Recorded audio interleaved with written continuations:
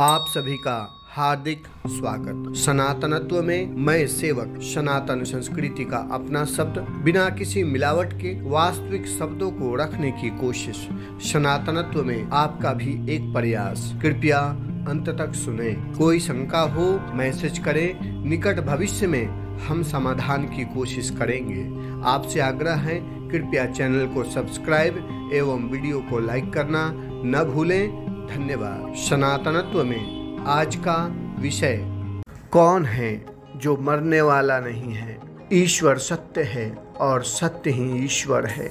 व्यक्ति अपने दिल के दर्द को सुलझाते सुलझाते अंतिम सांसें गिनने की स्थिति में पहुंच जाता है, परंतु फिर भी दिल का दर्द जाता नहीं, क्योंकि वास्तव में आखिरी समय में न शरीर काम का होता है, न मन काम का होता है और न बुद्धि साथ देता है। स्वर्ग रूपी इच्छाओं की कल्पना में आस लगाए अपना सांस छोड़कर चला जाता है। यही सत्य है, यही प्रकृति है और यही नियम है। किसको बुढ़ापा नहीं आएगा, किसको दुख नहीं है। कौन है जो मरने वाला नहीं है। सभी को किसी न किसी बात का दुख है। सबको एक दिन बुढ़ापा आने वाला है। प्रकृति में सब कुछ नाशवान है, सभी एक दिन मर जाने वाले हैं। सबको पता है सत्य ही ईश्वर है और ईश्वर ही सत्य है। फिर भी वास्तव में दृश्य रूप से समाज का ईश्वर पैसा है। सबको पता है सत्य से ही दुनिया चल रहा है। जो बना है वह टूटेगा। कहते हैं परमेश्वर अपने ऊपर कोई दोष नहीं लेता और यह सत्य है। परमेश्वर अपने से न तो किसी को कुछ देता है और न ही किसी का कुछ लेता है। यह संसार अपने प्रकृति का गुलाम है, अपने कर्म का गुलाम है, अपने कर्म फल का गुलाम है। कोई कहता है परमेश्वर के सामने जाओ, हाथ जोड़ लो, उसकी बंदगी कर लो। वह ईश्वर बहुत ही रहम दिल वाला है, वह सब माफ कर देगा। वास्तव में परमेश्वर के पास कोई दिल नहीं है, उसके प्रकृति के पास दिल है। जो इस प्रकृति को जो भी देता है, जैसे देता है, यह प्रकृति उसे वैसे ही लौटा देता है। इस प्रकृति में किए हुए पापों का हिसाब यह प्रकृति ही देने वाला है। प्रकृति सिर्फ वह नहीं है जो हमें अपने आंखों से दिखता है। यह संपूर्ण ब्रह्मांड उसी प्रकृति का हिस्सा है। पापों का लेखा जोखा लिखने वाला कोई परमेश्वर बाहर का नहीं है, जीव के अंदर ही बैठा हुआ है।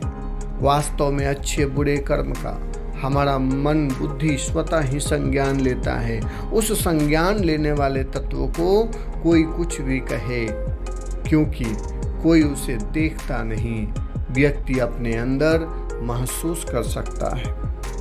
अब व्यक्ति उस तत्व को कैसे महसूस कर सकता है, विचार करे, चिंतन करे।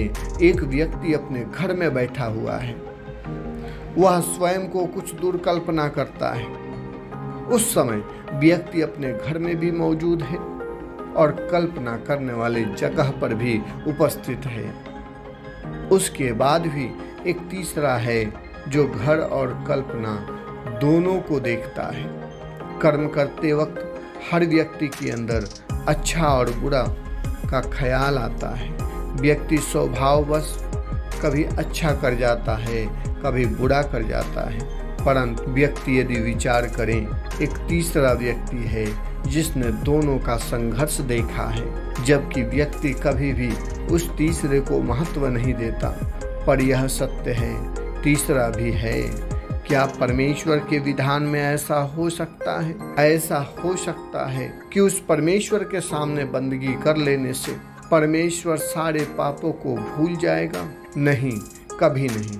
समय कभी रुकता नहीं, सिर्फ आगे बढ़ता है, पीछे नहीं चलता। हमारे द्वारा किए गए पापों का अथवा बुरे कर्मों का भरपाई यह प्रकृति हमारे द्वारा ही करने वाला है। यह प्रकृति किसी और का पाप अथवा किया गया बुरा कर्म का फल किसी और को नहीं देने वाला है।